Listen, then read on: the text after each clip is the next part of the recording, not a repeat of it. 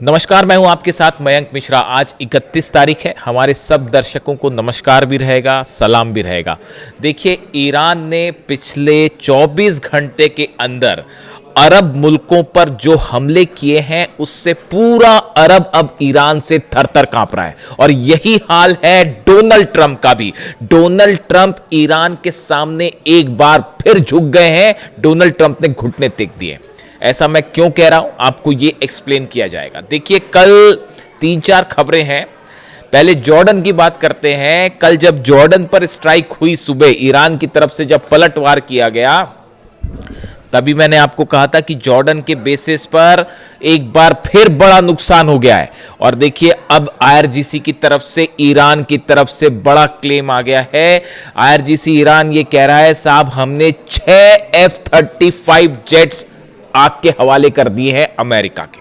उसमें से 3 F-35 jet के ऊपर मिसाइल्स गिरी हैं, वो पूरी तरह से तबाह है। और पास ही हैंगर में 3 और F-35 जेट खड़े थे, उनमें भी आग लगी है और वो डैमेज हो गए। यानी 6 F-35 जेट का नुकसान, ऐसा ईरान दावा कर रहा है। और साथ ही यह भी कह रहा है कि जॉर्डन के इजराक बेस पर जो मेंटेनेंस करने वाले लोग थे वहां पर, अमेरिका के सोल्जर्स, अमेरिका के अधिकारी, उनमें से कई की मौत का दावा भी ईरान ने किया है। यानी जॉर्डन एक बार फिर धुआं है। कल जब ये हमले हुए थे, जब खबरें आ रही थी कि हज कासिम और खैबर मिसाइल्स दागी गई हैं और जॉर्डन में ब्लास्ट हो रहे हैं, तो तमाम अखबार, कई अखबार ये चला रहे थे कि जॉर्डन ये कह रहा है कि मिसाइल्स रोक दी गई। तभी हमने ये कहा था कि जरा कुछ घंटे रुक जाइए, फिर देखिए क्या होता है। हालांकि अमेरिका ने अभी भी क्लेम कुछ नहीं किया है। ये बात हुई जॉर्डन की। अभी मैं सऊदी पे आ रहा हूं। अभी पहले जो सीधे हमले हुए थे, जरा उनकी बात कर ली जाए। इसके अलावा बहरीन चलते हैं। Iran claims is struck a key US military base in Bahrain, home to the US Navy's 5th fleet. Tehran says its Arash drone force targeted Sheikh Isa airbase under the latest phase of operation Thunder, calling it the retaliation for recent American air strikes. जो Bahrain का base है Sheikh Isa airbase, इसके ऊपर आरश drone से जबरदस्त strikes हुई है। और बहरीन के इस 5th फ्लीट में, जहां 5th फ्लीट का दफ्तर है, बेसेस हैं, उस पर भी एक बार फिर से नुकसान की खबरें। यानी बहरीन को भी जो है जबरदस्त हमले किए गए। कुवैत की कल जो स्ट्राइक्स हुई है, जिसमें एक चाइना की कंपनी पर भी हमला हो गया, और वो एक जो है वो मिसाइल अटैक चाइना की कंपनी पर भी हो गया, वो भी एक खबर थी। कुवैत में जो स्ट्राइक्स हुई है वो काफ़ी अंदर तक हुई है, मतलब डीप इनसाइड कुवैत। तो ये भी एक बार बता रहा है कि वो जो मिसाइल कुवैत में तमाम डिफेंस सिस्टम लगे हुए हैं अमेरिका के, वो रोकने में एक बार फिर नाकाम रहे, और पेट्रियाट जो है वो धरा का धरा रह गया। और ईरान की मिसाइल्स ने वो मारा है साहब कुवैत में, कि कुवैत में भी अच्छा खासा नुकसान, कुवैत की बेसिस पर नुकसान का दावा कर रहा है ईरान। ये कह रहा है कि कुवैत में जो अमेरिका की बेसिस हैं, उसको हमने जो टारगेट किया, वहां असली नुकसान हुआ है। अब ये खबरें बाहर नहीं आ पा रही हैं। जितने अरब देशों में सब तरफ जो है वो खबरें बाहर, उसकी पिक्चर बनाने पर रोक लगा दी गई। यहां तक कि सेंटकॉम ने भी रोक लगा दी है कि हॉर्मूज में जो ईरान मार रहा है, उसकी पिक्चरें रिलीज ना की जाए। तो अब वो बचाने की कोशिश कर रहे हैं, लेकिन साहब खबर आई जाती है। सऊदी की बात करें, देखिए, मैंने आपको परसों रात को बताया था, कल नहीं, परसों रात को बताया था कि सऊदी में अटैक हो गए हैं, और सऊदी में एयरपोर्ट जो है उसके आसपास धमाके की खबरें हैं। और देखिए, अल्टीमेटली वो बात सच साबित हुई। एक सऊदी से एक भाई साहब हैं, उनका मैसेज आया मेरे पास कि मयंक जी 4 धमाके हो गए हैं एयरपोर्ट के आसपास, और उसको बंद कर दिया गया है। तो जब खबरें, इसीलिए खबरें कई बार सटीक साबित हो जाती है, क्योंकि खबरें पहुंचाने वाले भी आप ही लोग हैं। जब कतर पे हमला होता है तो वहाँ से तुरंत मैसेज आ जाते हैं। वहाँ पे जैसी धमाके की आवाज़ आती है तो मोबाइल पे तुरंत मैसेज आता है कि मयंक जी धमाके हो गए, हमला हो गया है। तो इसलिए अपना इनपुट जो है ना, वो ग्राउंड, उसके लिए किसी अमेरिका की एजेंसी का वेट करने की ज़रूरत नहीं है, ना ही किसी अरब देश की एजेंसी का वेट करने की ज़रूरत है, ना किसी के दावे की ज़रूरत है। तो यही मेरी सबसे बड़ी स्ट्रेंथ है कि जो है मेरे पास सीधे मैसेज आते हैं। कतर से मैसेज आता है, साहब मैं कतर में हूँ, देखिए धमाके की खबरें आ रही है। मैं सऊदी में हूँ एयरपोर्ट के पास। तो आप लोगों का बहुत बहुत शुक्रिया, इसीलिए खबरें सटीक साबित होती हैं। अब चलते हैं सऊदी। देखिए, सऊदी में बहुत बड़ा डेवलपमेंट है, बहुत बड़ा डेवलपमेंट। सऊदी पर जो हमले हुए, हूती ने भी हमले किए, ईरान की तरफ से भी। अब देखिए, क्लेम तो कोई कुछ नहीं कर रहा, लेकिन वो 4 ड्रोन कहाँ से आए वो आप ही समझ सकते हैं। उसके बाद हालात ये है कि मोहम्मद बिन सलमान ने अपने डिफेंस मिनिस्टर को भेजा अमेरिका, और वहाँ पे जाके बात ये हुई है, पूरा देखिए सऊदी का तेल रोक दिया गया है। अरब लाल सागर में बाब अल मंदेब बंद है। उसके बाद सऊदी के पूरे पोर्ट्स भी खाली पड़े हुए हैं, सऊदी अपना तेल कहीं नहीं बेच पा रहा।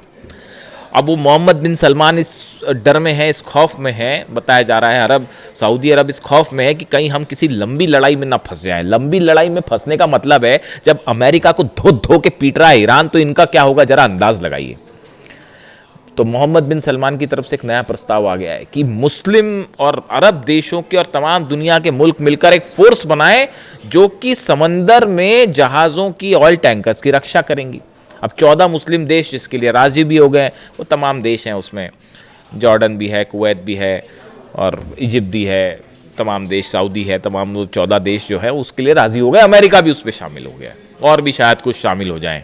तो अब ये 14 देशों की एक फोर्स मिलेगी जो मिल के लाल सागर में टैंकर की रक्षा करेगी। और अभी प्लान लाल सागर तक का, फिर अल्टीमेटली वो हॉर्मुज भी आ जाएगा। यानी आप प्लान देख रहे हो अमेरिका का कि इन मुस्लिम, देखिए प्लान बड़ा एक सूत्री चल रहा है। अगर आप पिछले 7-8 दिन के डेवलपमेंट देखें, सऊदी की जंग में एंट्री हो जाना, उसके बाद जो है वो धीरे से मामले को इस तरह से रुख देना कि जो है मुस्लिम देशों को एकजुट करने की कोशिश है। असल में ये ईरान के खिलाफ जो कहानी है वो ये, देखिए ये बात साफ है कि अमेरिका अकेले मिलके तो ईरान का कुछ नहीं बिगाड़ सकता, और बहुत ही मुंह की खा रहा है अमेरिका। ये जो F-35 जलने के दावे हैं, सोल्जर्स मरने के दावे हैं, यानी आप इससे बड़ी अमेरिका की हार कोई नहीं हो सकती। और डोनाल्ड ट्रंप का विरोध अमेरिका में खुद शुरू हो गया कि आप कर क्या रहे हो, विदेश नीति में आप कुछ नहीं कर पाए, अब्बास अराक्ची अकेले ठोक रहे हैं साहब। बताइए, सब पूरी रिजिम जो है वो हमले कर करके आपने इन पे हमला, उन पे हमला, अब्बास अराक्ची अकेले भारी पड़ रहे हैं सब पे। और मुस्तफा खामेनी और वो जो है वो अपनी पॉलिसी पे जो है वो भारी पड़ रहे हैं, झुकने को तैयार नहीं, झुकने का कोई सवाल ही नहीं है। और अहमद वाहिदी साहब की जो रणनीति है उस पर चल के अब ईरान भारी पड़ गया है सब पर। यानी आप देखिए, कोशिश हो रही कि 14 देशों को, मुस्लिम देशों को और बाकी भी जो इसमें शामिल हो जाएं, उनको ईरान के खिलाफ कर दिया जाए और एक ऐसा रुख रख लिया जाए कि सब एकजुट हैं ईरान के खिलाफ। इजराइल को भी उसमें शामिल कर लीजिए। उसके बाद भी पूरा अरब एक तरफ है, अमेरिका साथ में है, इजराइल साथ में है, यूरोपीय देश शामिल हैं, सब मिलके भी ईरान का कुछ नहीं बिगाड़ पा रहे और ईरान भारी पड़ रहा है। जिस स्तर पर देख लीजिए आप, जॉर्डन पिट रहा है, कुवैत पिट रहा है, बहरीन पिट रहा है, इराक में जो अमेरिकन बेसिस हैं वो तबाह है, सऊदी पर हमले हैं, यूएई पे भी बीच बीच में जो है स्ट्राइक हो जाती है, वो अलग हमले दे रहा है। ये सब अरब देश मिलके ईरान का कुछ नहीं बिगाड़ पा रहे। ईरान अकेला इन सब अरब मुल्कों पर भारी पड़ रहा है साहब। और हकीकत ये, कल मेरे पास ईरान से एक मैसेज आया, ईरान के एक भाई साहब का कल मेरे पास मैसेज आया, बोले ये सऊदी ने जो करबला के ज़ायरीन पर हमला किया है ना मयंक भाई, इसको लेकर इतना गुस्सा है, ये माफ़ नहीं करेगा ईरान कभी इसको लेकर। इमाम हुसैन साहब जो है आदर्श हैं करोड़ों लोगों के और बेहद सम्मानीय। उनके दर्शनों को जो ज़ायरीन जा रहे हैं, इमाम हुसैन साहब की दरगाह पर जो दर्शनों के लिए जा रहे हैं, उन पर सऊदी मिसाइल मारता है, उस पर एयरजेट से हमले होते हैं कि आपको पता नहीं था आप किस पर हमले कर रहे हो। इसको लेकर भयंकर गुस्सा है साहब। हिंदुस्तान में गुस्सा है, मैं हिंदुस्तान में बात कर रहा हूँ, लोग गुस्से से जो है उबल रहे हैं कि आपको इतनी शर्म नहीं थी कि आपने जो है वहाँ के ज़ायरीन पर हमला कर दिया। और लेकिन आप देखिए इसका एक एस्पेक्ट ये भी है, कभी कभी तो मुझे ये भी लगता है कि खुदा की मर्जी ही ईरान की जीत है। किसी ने सोचा था आज से 5 महीने पहले जब अली खामेनी साहब की शहादत हुई थी, मुझे बताइए हिंदुस्तान क्या दुनिया में सिर्फ एक हम ही थे दीवाने जो ये कह रहे थे साहब कि ईरान को नहीं हरा पाओगे, और अल्टीमेटली 5 महीने बाद पूरा अरब घुटनों पे खड़ा है, ट्रंप घुटनों पे खड़े हैं, इजराइल घुटनों पे खड़ा है। दावा सच साबित हुआ ना, वो इसीलिए साबित हुआ कि ईरान का डीएनए क्या है वो हम समझ पा रहे थे। पिछले 2 साल से जो मैं वीडियो बना रहा था कि आप तमाम टेक्नोलॉजी ले आई, कुछ नहीं फर्क पड़ता उससे। इमाम हुसैन का हौसला, खामनेई का हौसला जहाँ पे होना, उसको क्या हराओगे यार। वहाँ बच्चा बच्चा इमाम हुसैन है, बच्चा बच्चा खामनेई है। पूरे अरब आ जाए, पूरी फोर्स लगा लो, ये 14 की 14 फोर्स, देखिए ये साजिश है, ये हॉर्मुज की साजिश है। बाब अल मंदेब छोड़ दीजिए, अमेरिका कोई चिंता नहीं है सऊदी की। हकीकत ये, अमेरिका को किसी की कोई चिंता नहीं है। तमाम एक्सपर्ट से कहते हैं उनका अपना बिजनेस है, अपना फायदा है। फंस तो सऊदी घुस गया साहब, फंस तो सऊदी गया है। जो अमेरिका के कहने पे वो हमले कर दिए, वहाँ जो प्लेन उतर रहा था ईरान का, वो हमले क्यों हुए? तमाम दुनिया के एक्सपर्ट्स ये राय रखते हैं कि वो अमेरिका के बहकावे में आके हमला हो गया और सऊदी की ज़बरदस्ती एंट्री हो गई। अरे जब आपको लड़ने की, भाई लड़ना आसान काम नहीं है ना, तो लड़ना आसान काम नहीं, और खासकर ईरान से। तो जब आपकी लड़ने वाली हिम्मत नहीं थी, हौसला नहीं था, लंबी जंग आप करने को राजी नहीं हो, तो फिर क्या फ़ायदा था वहाँ पे हमला करने का? यमन में क्या ज़रूरत थी इस जंग में कूदने की? आप देख लो हाल क्या है। और वो भी अभी भी जो है ईरान, देखिए अभी भी वो जॉर्डन के लोगों का शुक्रिया अदा कर रहा है, वो अभी भी कुवैत में लोगों का शुक्रिया अदा कर रहा है। और ईरान ये कह रहा है भाई हमारी जॉर्डन के लोगों से कोई दुश्मनी नहीं है, ना कुवैत के लोगों से दुश्मनी है, ना बहरीन के लोगों से दुश्मनी है, ना सऊदी के लोगों से दुश्मनी है। दुश्मनी है अमेरिका की फोर्सेस से, जिनको आपने अपने बेसिस दे रखे हैं। अभी तो हमले ईरान ने किए ही नहीं किसी सार्वजनिक स्थल पे। आप बताइए, कल जो केशम आइलैंड पर हमले हुए, बंदर अब्बास पे हमले हुए, पब्लिक प्रॉपर्टीज पर हमले हुए, आम लोगों को मारा गया वहां पर। ईरान ने मारा आम लोगों को? नहीं मारा। यूएस बेसिस को निशाना बनाया गया है सब जगह। और अगर वो खुले हमें हमला करने लगे तो फिर क्या होगा? फिर देखिए क्या होगा, बचा पाओगे? तो अब हालात ये है कि अरब चल रहा है, ट्रंप जो है वो, उनको समझ नहीं आ रहा है क्या किया जाए। अब एक नया खेल शुरू हो गया है। आप देखिए खबरों में आज, अखबारों का रुख देखिए, वो हमास को डिसआर्म करेंगे और गजा में डील होने वाली है। ये एक नया तरीका था, ये एक नया तरीका है कि जो फोकस इस तरफ से हट जाए कि अरब जो है वो पिट रहा है, ट्रंप जो है वो हार रहे हैं और बुरी तरह से अमेरिका के बेसिस को नुकसान हो रहा है। अभी फोकस इसी तरफ रहता। कल रात को हमला क्यों नहीं किया अमेरिका ने? इसीलिए हमला नहीं किया, फिर मारेगा वो, फिर खबरें चलेंगी सब तरफ। डोनाल्ड ट्रंप का इलेक्शन तो खतरे में साहब, वो तो मेरे मुताबिक तो खतरे में। अब पता नहीं अब आपकी क्या राय है और लोगों की क्या राय है। तो अब देखिए वो फोकस को जानबूझ के गाजा किया गया, हमास किया गया कि हमास डिसआर्म हो रहा है, हमास के साथ डील हो रही है। तो अचानक से मीडिया हमास गया। भैया जॉर्डन में जो ठोका उसका इन्वेस्टिगेशन क्यों नहीं करते? बहरीन में जो ठोका उसका इन्वेस्टिगेशन करिए, कुवैत में जो ठोका उसका इन्वेस्टिगेशन करिए। मोहम्मद बिन सलमान और सऊदी क्यों कह रहे हैं कि भैया बचाओ बचाओ, ईरान से बचाओ, एस्केलेशन मत करो? हकीकत ये है। तो ऐसा है, अब मिडिल ईस्ट का ही नहीं पूरे रीजन का नया किंग है ईरान। आप मानो चाहे ना मानो।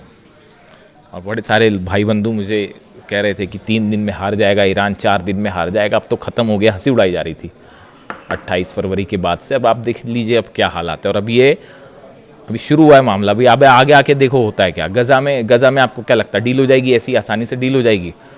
कल इजराइल के जो है आर्मी चीफ कह रहे हैं कि हम जो है लेबनान से बाहर नहीं आएंगे। क्या मतलब इस बात का? तो अब देखते क्या होता है। लेकिन फिलहाल हकीकत यह है कि ईरान ने बना ली है बड़ी लीड और इस जंग में जीत हुई है इमाम हुसैन की, इस जंग में जीत हुई है अली खामने साहब की, इस जंग में जीत हुई है आईआरजीसी की, ईरान की सेना की, अहमद वाहिदी साहब की, मुस्तफा खामनी साहब की, ईरान के विदेश मंत्री अब्बास अराक्ची साहब की, और ईरान की 9 करोड़ जनता की, जो अमेरिका के आगे सिर उठाकर खड़ी हुई है। वीडियो कैसा लगा कमेंट करके ज़रूर बताएं। Thank you so much.